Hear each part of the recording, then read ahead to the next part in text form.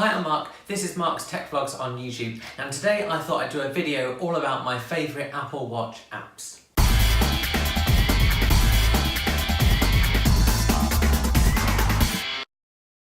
Now, I've been an Apple Watch user for just over a year now, using the 38mm model of the Apple Watch Series 3 GPS. Some of the comments on my review for the watch were all around which apps I use, and so I thought I'd make a video just about that. To do that, I'm going to split this video into two parts. I'm going to talk about the native Apple Watch apps that I use on a daily basis and the third-party apps. So let's start off by talking about the native apps. As you're probably aware, if you're watching this video, the Apple Watch comes bundled with tons of apps already on it. These are typically apps that kind of mirror the apps already on your iPhone, so things like calendar and reminders and phone calls and messages. For the most part, these apps are actually really good because they seamlessly integrate between your phone and your watch right from the get-go. Of course, some of those are better than others, and so I want to talk about my favourites of those. First up, let's talk about Wallet and Apple Pay. This is probably one of my most used features of the watch, and I use it all the time for making payments when I'm out and about.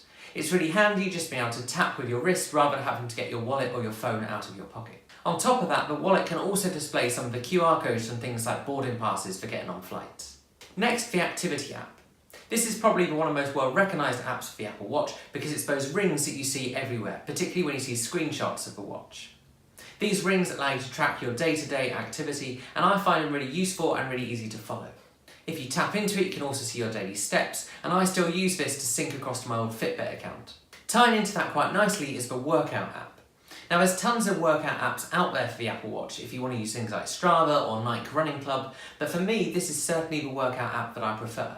The reason behind that is that it automatically tracks a ton of workouts, and it can pick up when you're doing something. So if you're out for a walk, it can give you a notification and say it looks like you're walking, or if you're on a treadmill, it can do the same. If you purposefully set out to track something using it, you just select the activity and off you go.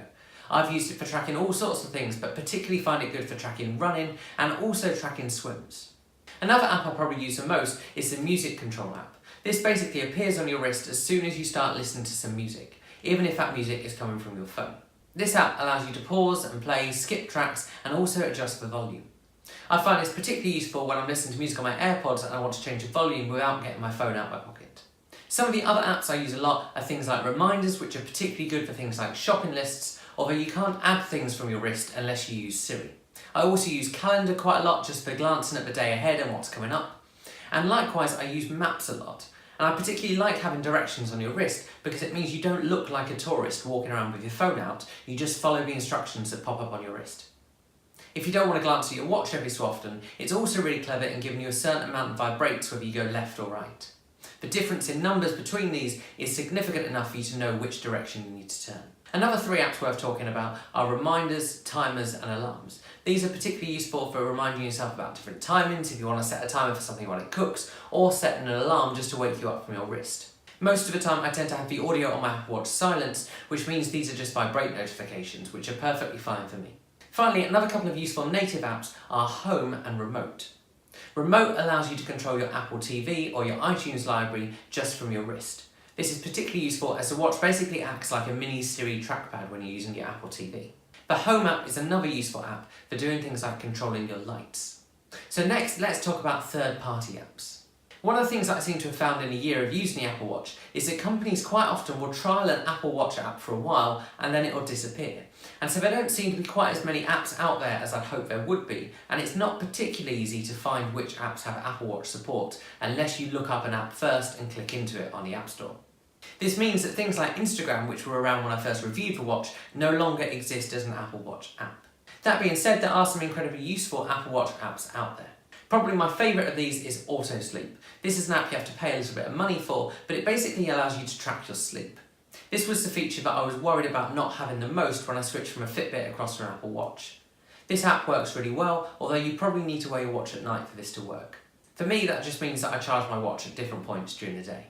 This app presents you with things like a sleep analysis, so how long you slept for, and also stuff around the quality of your sleep. Another third-party app I use a lot is the BBC News app, and this is probably better than the news app built into the iPhone and Apple Watch. This app presents you with kind of clear, concise, up-to-date headlines, and I particularly like it. As I said earlier, I tend to use the built-in Workouts app for a lot of my exercise. However, I do also use an app called Gymaholic. Gymaholic is a really good app that lets you put together workouts and track different things such as lifting while you're going. It can show you sets you're meant to do and the amount of weights you're meant to do with that, and then it saves all that back to the app on your iPhone. There's a free option and a subscription option, and I just use the free option because I find that covers all of my needs. One final app to talk about is Stocard app.